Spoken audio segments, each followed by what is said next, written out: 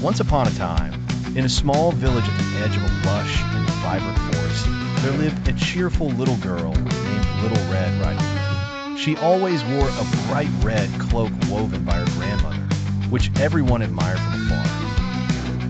One sunny morning, Little Red Riding Hood's mother gently called her, "Dear, your grandmother is not feeling well. Could you take this basket of treats for her?" Eager to help, Little Red Riding Hood agreed and set off with a skip in her step.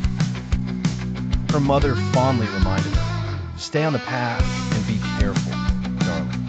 Her mother's voice echoed sweetly in her ears as she waved goodbye. The trail to grandmother's house was bathed in golden sunlight that filtered through the towering trees. Along the way, Little Red Riding Hood admired the colorful flowers blooming around her and the cheerful chirping of birds overhead. Everything felt magical and alive. As she walked deeper into the woods, Little Red Riding Hood met a kind old wolf. The wolf, curious and with a gentle smile, asked, "Where are you off to on this beautiful day, young lady?" In her kind-hearted innocence, she replied, "I'm going to visit my grandmother who lives across the forest." The wolf nodded and suggested, "Perhaps she might like some of these beautiful flowers." They gathered vibrant bouquets together, and after a polite farewell, she continued on her way. Sometime later, Little Red Riding Hood arrived at her grandmother's quaint cottage nestled among the trees. She knocked softly, and a familiar voice beckoned her inside. "Oh, grandmother!" Little Red Riding Hood exclaimed as she entered. Noticing that her grandmother was sitting up in bed, looking a little different, she remarked, "Why, what big eyes you have! All the better to see you with, my dear," her grandmother replied with a playful wink. "And what big ears you have!" Little Red Riding Hood continued. "All the better to hear you with," came the loving response. "What big teeth you have," she giggled. "All the better to eat. The delicious treats you brought," her grandmother chuckled. Grandmother, though appearing a bit weary, was pleased with Little Red Riding Hood's visit. They enjoyed the delightful treats, sharing stories and laughter until the room filled with warmth and happiness. When Little Red Riding Hood prepared to leave, she gave her grandmother a bright bunch of flowers and promised to visit soon. As the sun began to set, painting the sky in hues of pink and orange, Little Red Riding Hood skipped home with a heart full of joy.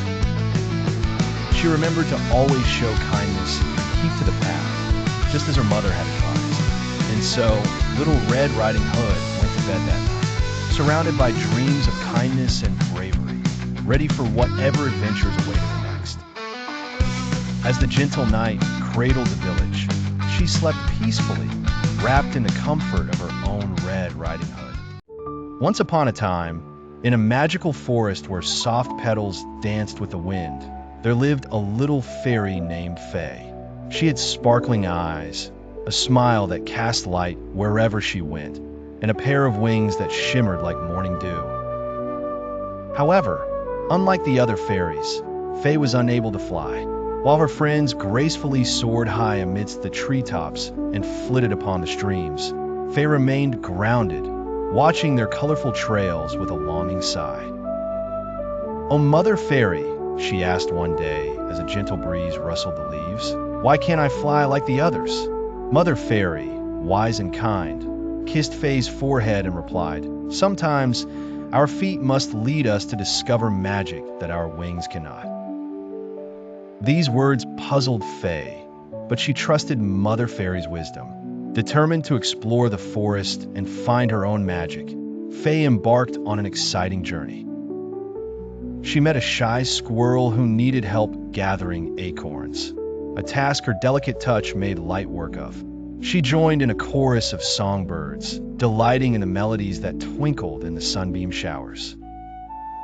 Every day brought new adventures and friendships. She learned the gentle art of weaving wildflowers into crowns, sharing them with creatures near and far. Her feet led her to hidden nooks and secret paths only she could discover.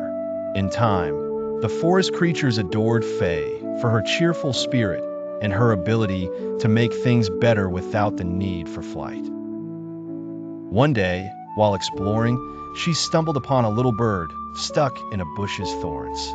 Her kind hands freed him, and as the bird fluttered away, he whispered, "Thank you, Faye. You're magic." Faye felt a warmth and delight soar within her. When she returned to Mother Fairy, Faye shared all the wonderful experiences she had had. "You see, dear Faye," Mother Fairy said gently, "your feet led you to where your heart could touch others, where your wings might not have." That night, as stars twinkled above the forest, Faye lay under a blanket of tranquility and realized how truly happy she was. She had discovered that magic was not only in flying, but in kindness and love shared with friends. And as she peacefully drifted off to sleep, she felt as if she were flying on a cloud of contentment. And though Faye's wings never lifted her above the treetops, her heart soared every single day, filling the magical forest with joy.